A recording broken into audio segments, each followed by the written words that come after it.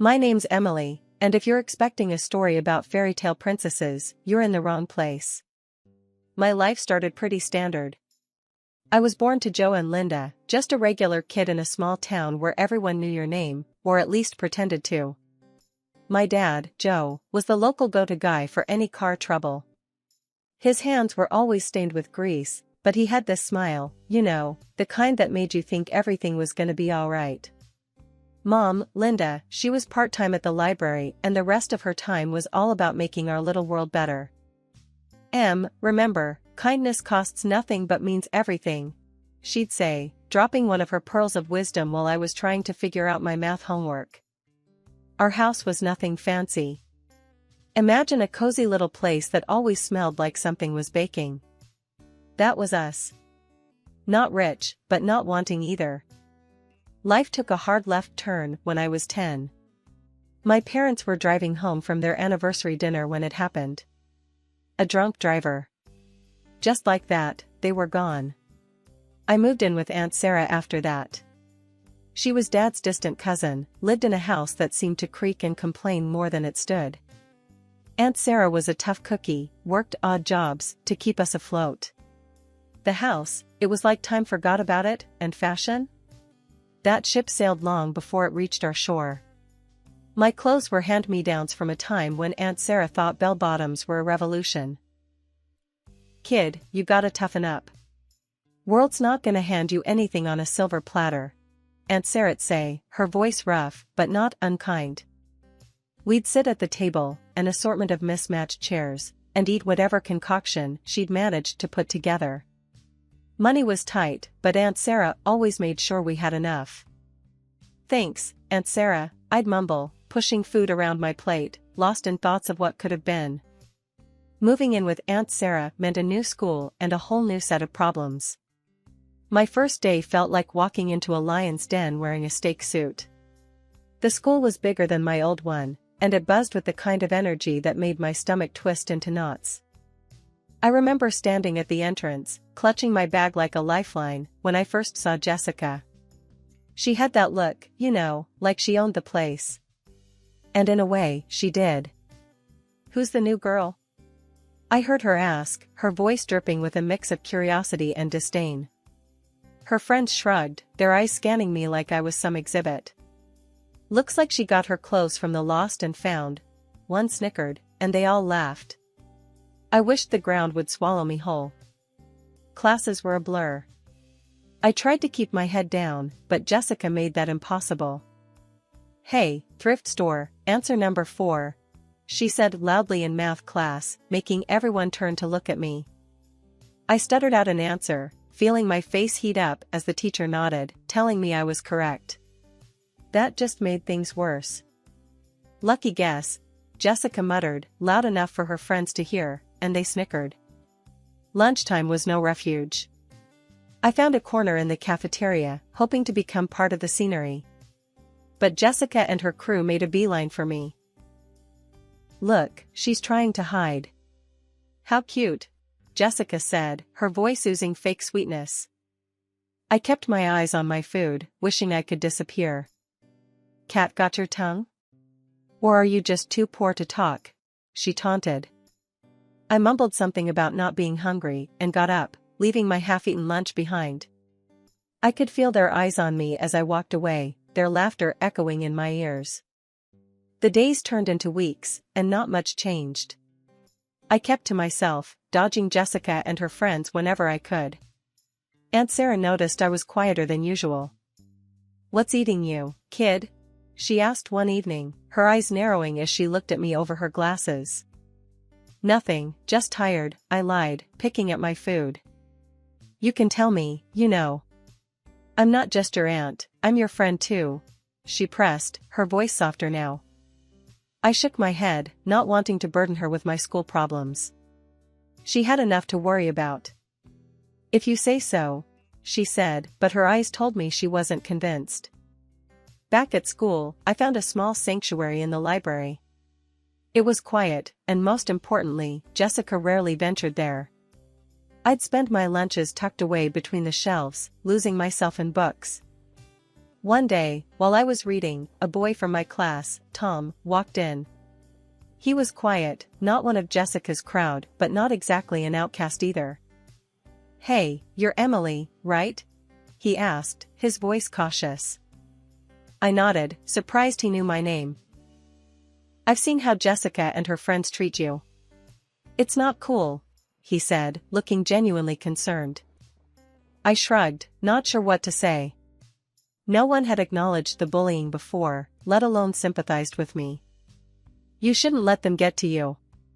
They're just bored and mean," he added, pulling a book from the shelf. Tom's words were a small comfort in the storm that was my school life. It was nice to know not everyone was against me, even if it didn't stop Jessica's taunts. Despite the daily grind and the constant dodging of Jessica and her crew, I had this one thing that kept me grounded: singing. It wasn't something I flaunted. Heck, it was more of a secret than my stash of chocolate bars. Singing was my escape, a way to let out everything bottled up inside without making a mess. Aunt Sarah had an old radio that picked up more static than music, but on good days, it caught the local station that played everything from country hits to old rock ballads. Those were the nights I cherished, alone in my room, the music blending with my voice as I sang along to songs, feeling every note and word. One evening, Aunt Sarah caught me. I was belting out a tune, lost in the music, when I turned around and saw her standing at the doorway, a surprised look on her face. "Girl, why didn't you tell me you could sing like that?" she asked, her usual tough demeanor softened by genuine astonishment. I shrugged, feeling my cheeks heat up. "I dunno. Just something I do for me, I guess." Aunt Sarah walked in and sat on the edge of my bed, the mattress creaking under her weight. "You've got a gift, Em. You shouldn't keep it hidden." I fidgeted with the hem of my shirt, not sure how to respond. Praise, especially for something so personal, felt foreign to me. "Thanks, Aunt Sarah. But who's gonna listen to a nobody like me?" I replied, trying to laugh it off. She shook her head, her expression turning serious. "Don't talk about yourself like that. You're not a nobody. You've got something special, and you don't need anyone's approval to shine." It was hard to believe her. At school, I was less than a nobody. But in those moments, with just the hum of the radio in the background, I allowed myself to dream a little.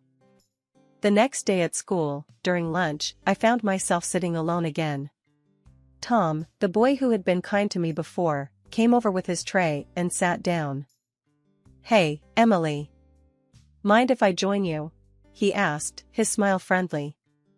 I shook my head, grateful for the company. "No, not at all. Thanks." We ate in comfortable silence for a few minutes before Tom spoke up again. "I heard you humming the other day. You've got a nice voice," he said casually, picking at his food. I felt my face go red. "Oh, that. It's nothing, really. Just humming." Tom looked at me, his eyes earnest. "You should give yourself more credit. I think you're really good." I laughed nervously, not used to the attention. "Thanks, but I'm not sure singing in the school hall counts as really good." He shrugged, a grin playing on his lips. "Maybe not, but it's a start. Ever think about joining the school choir or something?" As I made my way to class, his words echoed in my head. Maybe it was time to stop hiding. But old habits die hard, and my courage wasn't ready to stand up to Jessica's scrutiny, let alone a crowd. After high school, my path didn't lead to college or some grand adventure. Instead, I landed a job as a cleaner in one of those fancy office buildings downtown. The kind with glass doors so shiny, you'd hesitate to touch them for fear of leaving a smudge. It was a world away from anything I'd known, filled with people who carried themselves like they were the main characters in a movie where I'd be lucky to get a walk-on part. The job was straightforward: show up before dawn, clean until the offices began to fill, and then vanish before I became too visible. It was as if I moved in a parallel universe, one where I was a ghost, seen but not acknowledged. Days turned into weeks, and the routine became my life. Wake up, clean, go home, and then do it all over again. The interactions with the office workers were minimal. One evening, Aunt Sarah noticed my quiet contemplation over dinner. She had that way of looking at you, like she could read all the things you didn't say out loud. "What's on your mind, Em?" she asked, her voice cutting through the silence of our small kitchen. "Just thinking about work," I replied, pushing my food around the plate. "Anything specific?"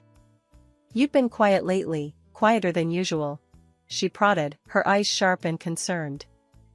I sighed, not sure how to explain the loneliness of being unseen or the strange comfort I found in that brief moment of acknowledgement. "It's nothing, really. Just, sometimes, I feel like a ghost there." Aunt Sarah frowned, putting her fork down. "You're no ghost, Emily. You're real, and you matter. Don't let how those folks treat you make you feel any less." Her grip was firm, grounding. It reminded me of the strength I'd forgotten I had. Maybe I was a ghost in that office, but to Aunt Sarah, I was as real as it gets. And maybe, just maybe, that was enough to start changing how I saw myself. Life as a cleaner in a high-rise filled with the city's movers and shakers wasn't exactly what I had dreamt of as a kid. But it paid the bills, or at least most of them. The monotony of my days was broken only by the brief nods or half-smiles from a few kind souls, but mostly I was just a shadow, moving silently through the corridors and offices. That all changed the day Ms. Anderson arrived. She was the new director of the company, a position that usually meant more suits, more demands, and less recognition for someone like me. Except, Ms. Anderson wasn't like the rest. It was late, another long day of scrubbing and cleaning, when I first met her. I was emptying trash bins in the deserted offices when she walked in. Most would have just passed by without a word, but not Ms. Anderson. "Working late, I see. Thank you for keeping this place spotless," she said, her voice warm and appreciative. I almost dropped the trash bag in surprise. "Oh, no problem. It's just, my job, you know?" She smiled, a genuine one that reached her eyes. "Yes, but it's hard work, and I want you to know it doesn't go unnoticed." I didn't know what to say. No one had ever thanked me like that before, especially not someone in her position. Thank you, Ms. Anderson. That means a lot," I managed, feeling my cheeks heat up. She nodded, then glanced at her watch. "Late hours, huh? Must be tough balancing life with such a demanding schedule." I shrugged, a bit uncomfortable with the attention. "It's okay. Gotta do what you gotta do, right?" Ms. Anderson's expression softened. "True. But everyone deserves a break now and then. How about we work out a more flexible schedule for you? Maybe split your time between here and the store next door? They're looking for someone, and it could be a good opportunity for you to earn a bit more without stretching yourself too thin." I blinked, surprised by her offer. "Really? That would be amazing, Ms. Anderson. Thank you." She smiled. "It's settled then. I'll speak to the store manager tomorrow. Don't thank me yet, though. You earned this." Walking home that night, I felt lighter than I had in months. Ms. Anderson's kindness was a beacon in the fog that had become my life. For the first time in a long while I felt seen. The next few weeks were a whirlwind. Working 2 jobs was tiring, but the change in routine was refreshing. With the extra money, I allowed myself the luxury of buying some new clothes and even got a haircut. It wasn't much, but it made a world of difference in how I saw myself and, apparently, how others saw me too. The first day I walked into the office with my new look, I caught a few surprised glances from my coworkers. Even the stoic Mr. Jenkins, who barely ever acknowledged anyone, did a double take. "Emily, is that you? You look different," he said, his usual gruff tone tinged with something like respect. I smiled, feeling a newfound confidence. "Yeah, it's me. Just thought it was time for a change." "Well, it suits you. Keep up the good work," he replied, before heading into his office. Those few words, simple as they were, felt like a victory. I was still the same Emily, but for once, I didn't feel invisible. Working those night shifts turned into something special for me, like I'd found a little slice of freedom where I could just be me, singing my heart out in the empty corridors. The acoustics in that place? Unreal. It felt like singing inside a grand cathedral, except it was just an office building after everyone had gone home. One night, while I was lost in the music, belting out tunes as I mopped, I didn't realize I wasn't alone. The boss, Ms. Anderson, was also a night owl, preferring the quiet of the office to get her work done. She stumbled upon me mid-chorus and was, to my surprise, blown away. "Emily, that was incredible," she said, her eyes wide with what I could only guess was genuine amazement. I nearly jumped out of my skin, embarrassed to be caught like that. "Oh, shoot. I'm sorry, Ms. Anderson. I didn't think anyone was here." "I'll, keep it down." "No, don't you dare," she insisted, her voice firm but kind. "You've got something special, Emily. Ever thought about auditioning? Like, for real?" The thought had crossed my mind, sure, but fear always had a way of keeping me grounded. "No way," I laughed it off. It's just for fun, you know?" But Ms. Anderson wasn't having any of my excuses. "You need to do something with that voice. It's too good to be hidden away in here." I appreciated her words, but my nerves weren't ready for that kind of leap. "Thanks, but I don't think I'm cut out for that sort of thing." Fast forward to another late shift, and there I was, humming away, thinking I was alone again. Suddenly, this enthusiastic voice breaks through. "Wow. That voice. You've got talent." I spun around, heart racing, to see this guy with the kindest eyes giving me the biggest grin. I was mortified, my face must have been 50 shades of red. Before I could bolt, Ms. Anderson popped out from her office. "Emily, meet my brother, the music producer. I told you I had a surprise for you." Her brother, huh? This was her idea of a surprise? My knees felt like jelly. He stepped forward, all smiles. "That was something else, hearing you sing. How about you come audition at my studio? There's no pressure, but I think you've got something worth exploring." My brain was screaming, "Run," but something in his gaze, so warm and encouraging, made me pause. I don't know," I stammered. "I've never done anything like that before." Ms. Anderson nudged me gently. "What's there to lose, Emily? Give it a shot." Standing there, between my boss and her brother, something clicked. Maybe it was time to step out of the shadows, to see what I could do if I let go of the fear. "Okay," I finally said, my voice barely above a whisper. "I'll try." Taking that leap, deciding to audition at the studio, was like stepping off a cliff and hoping I'd sprout wings on the way down. The day of the audition, my nerves were shot. I showed up at the studio, a nondescript building that belied the dreams being made inside, clutching my little notebook of songs like a lifeline. Ms. Anderson's brother, Mark, met me at the door with a smile that was meant to be reassuring. "Ready to knock 'em dead?" he joked, leading me inside. I managed a weak smile, my stomach doing flips. "Ready as I'll ever be," I said, though my voice betrayed the quiver of my nerves. The studio was cool and dim, filled with equipment that looked both intimidating and exciting. Mark introduced me to a small panel of people who would be listening. "Don't mind us," one of them said, a woman with a kind face. "Just do your thing." Easier said than done, I thought. But as the music started, something magical happened. My nerves melted away, my voice found its strength, and the song flowed through me like I was born to do just this. When I finished, the room was silent for a heartbeat, too, then erupted into applause. "Wow," Mark said, his eyes wide. "Just, wow." I blushed, overwhelmed by the response. "Thank you," I murmured, barely loud enough to be heard. Mark walked me out afterward, his excitement palpable. "Emily, that was incredible. We need to talk about what comes next." "What comes next?" I echoed, the reality of what was happening starting to sink in. "Yes." Mark was practically bouncing on his heels. recording, an album, gigs, the whole 9 yards. You're what we've been looking for.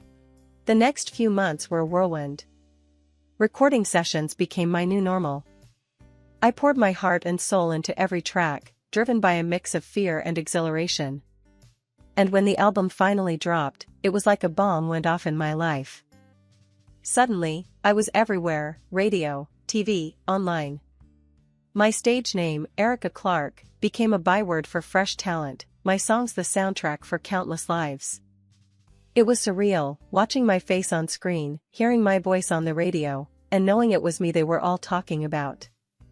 One night, after a particularly successful gig, Mark found me backstage, a massive grin on his face. "You did it, Emily. You're a star." I laughed, the sound mingling with the residual adrenaline from the performance. Feels weird, doesn't it? Yesterday's cleaner, today's sensation. Mark clapped me on the back. That's how talent works, it doesn't matter where you come from. It's where you're going that counts. Years had flown by since my high school days, each one bringing its own set of challenges and triumphs. Yet, when the invitation to the high school reunion landed in my mailbox, it felt like stepping back in time. I hesitated at first, memories of those difficult years flooding back. But something inside me stirred, a curiosity to face the past, now that I had found my voice and my place in the world. I decided to go, but not as the country star Erica Clark everyone knew from the screens and radio waves.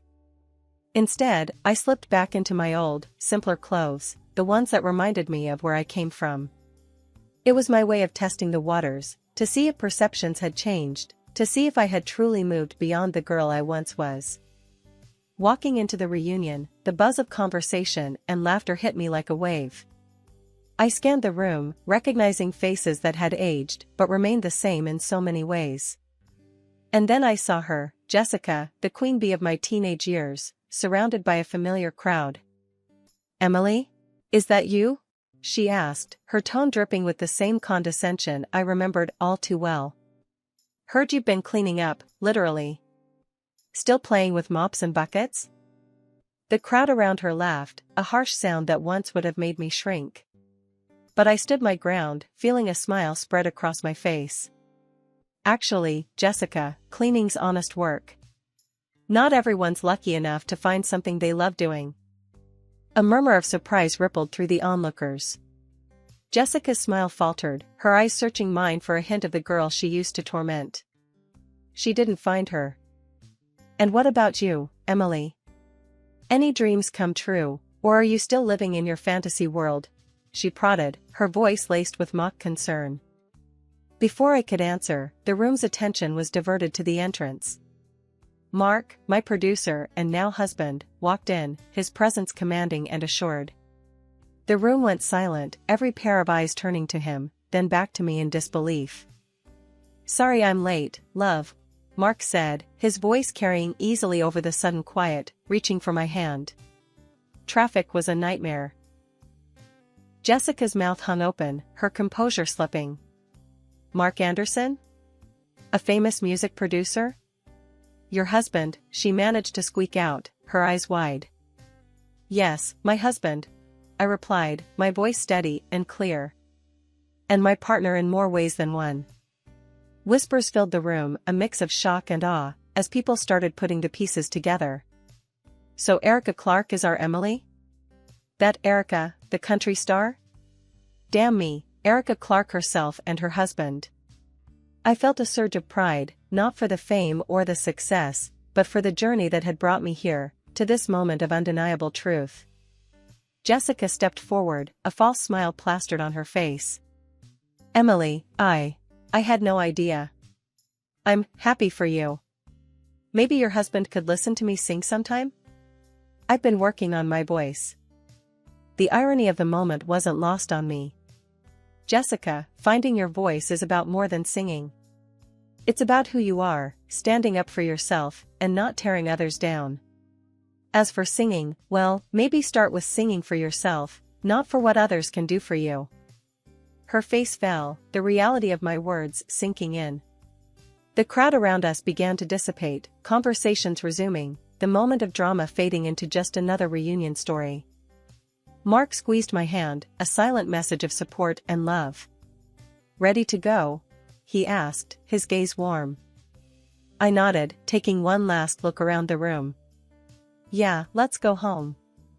Walking out of that reunion, I realized that the approval I once sought from those very halls no longer mattered. I had found my voice, my strength, and, most importantly, I had found myself. And that was all the recognition I needed.